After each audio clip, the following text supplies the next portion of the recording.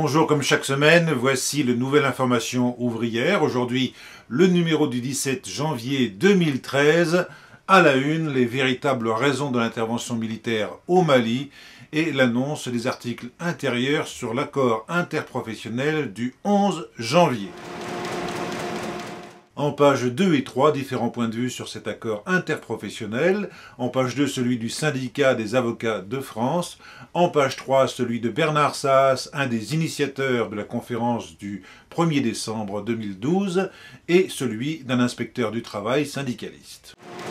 Suite en page 4, les principales dispositions de cet accord interprofessionnel expliquées par un inspecteur du travail. En page 7, le combat du comité de défense de la gynécologie médicale continue, une interview de Marie-Annick Rouméas. En page 8, un reportage sur la démission de 179 élus dans le département de la Loire.